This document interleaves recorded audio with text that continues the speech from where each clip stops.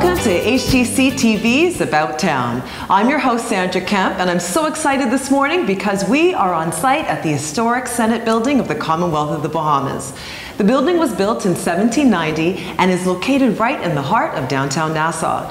And this morning, we're combining the old with the new because we are with young Bahamian artist Kishan Munroe. And we're going to be talking about his very groundbreaking solo exhibit, Swan Song of the Flamingo. Kishan, it is so nice to meet you. I have loved your work.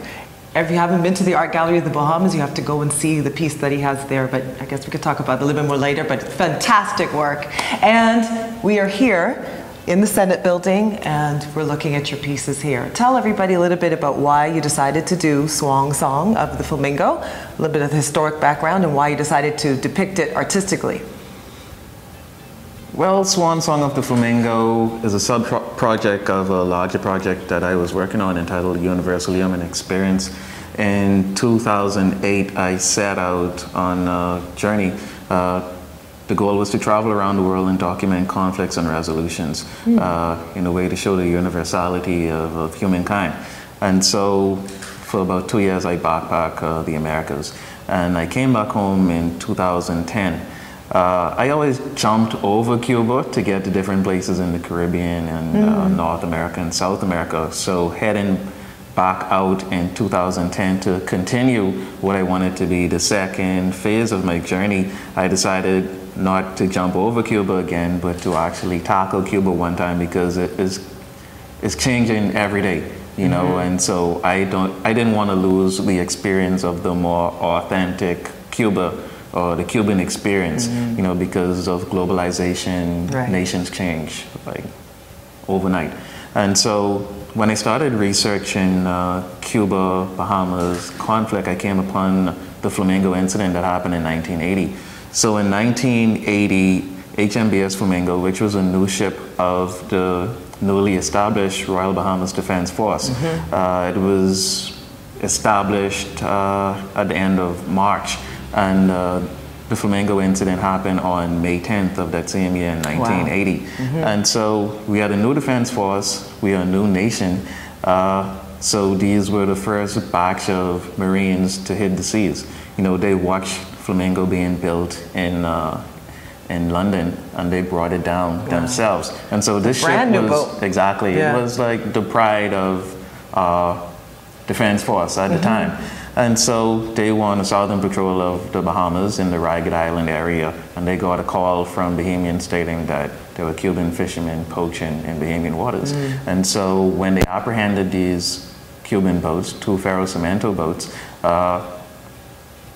apparently the Cubans radioed Cuba for help, stating that they were being attacked. And at the end of the day, 2 Cuban MiG fighters came and sank the Flamingo, and in the process, they killed 4 Marines, Bahamian Marines. And so the Bahamian Marines got everybody aboard one of the Cuban ferro-cemento boats because Flamingo had already been sunk. And so they navigated to Ragged Island. There on Ragged Island, again, the Cuban forces came back and they basically terrorized the island of Ragged Island. Oh, really? And so at the end of the day, officials from Nassau came, or they went to Ragged Island to basically retrieve our Marines and prisoners, because the Cubans were held prisoner by the Bahamian Marines. And so our police and Defense Force officials were able to go to Ragged Island, bring those guys back. They were brought back to Nassau, where they were put on trial. The fishermen were put on trial, and eventually they were fined for poaching in Bahamian waters. And the Cuban government eventually paid for the loss of the Flamingo, and they paid, they made compensation for the loss of life of 4 men. Wow. Okay, that's a nice little piece of Bahamian history. Very interesting, because we're such a, such a small country, and you don't really know that we've had international conflicts of any kind. So, this artistic depiction, which is fantastic, I love it. Why did you just decide to actually do this exhibit? Well, like I said, I started researching conflicts between Cuba and the Bahamas, because right now we have a very favorable relationship. I came upon this and I realized that there was a serious lack of information. And this, because all of what you just told me, exactly. I actually didn't know any of that. So exactly. yeah. So I really I went into it really deep in the 40th year of our independence, which was last year, 2013. And because for me, I wanted to be sort of a renaissance, this rebirth of learning. How did we get here? Where did we come from? Very important. My family is from Ragged Island, and so as I was investigating the story, I was actually finding out about my history. I was related to a few of the men who were actually on the boat. Oh, okay. And because of the situation on Ragged Island, I found family members who were directly involved, and I was able to tap into that archive, that is a part of me, but I didn't know. And so I really wanted to use my skills, my talents as an artist to contribute to my country, to my nation, being that generation to really take the next step. Right. We have this independence. What do you do with your independence? You break free and you create your own traditions, you create your own statements. And so I really wanted to discover what it is to be Bahamian, what was the price paid to be Bahamian. To be Bahamian, what was the steps that we had to sacrifice, how did we have to sacrifice for our freedom, for our independence. And so these guys, these Marines who died, as well as those who survived, they paid a significant sacrifice, to the freedom, for the freedom of what we have today. And our sovereignty. Exactly. Yeah. A lot of us take it for granted because we don't know the story, and that is a part of the reason why I really wanted to delve into the story and tell it, so we could have more of an appreciation for where we are and who we are. No matter how bad we might think certain things are, we have to realize, we have to acknowledge and respect what these guys went through, because we were a small nation. We still are a small nation.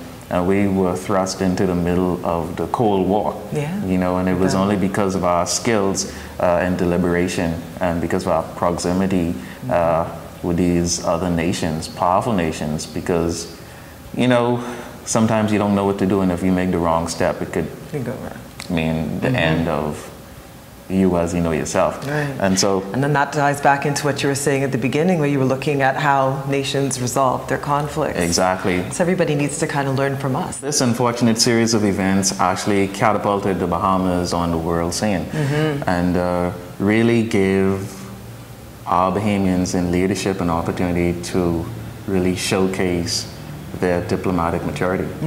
Wonderful. Kishan, that is fascinating stuff. And what I love about Bahamian history, it is so interesting, and it's so great when people take the time to actually unpack it and share it with people. So we thank you so much for that. Now, what is really important too about your work is that you are the youngest Bahamian artist to ever have a solo exhibit at the National Art Gallery of the Bahamas. And here in the Senate, you are the first Bahamian to actually exhibit as well. So congratulations. Thank you. That's exciting stuff. Well, Kishan, thank you so much for this time that you've spent with us. It was an honor meeting you, and look forward to seeing what you come up with next. Thank you. All right. If you would like more information about Kishan's work, you can find him online at www.kishanmunroe.com. I'm Sandra Kemp from About Town on HGCTV. We thank you so much for joining us, and we'll see you next time. Bye.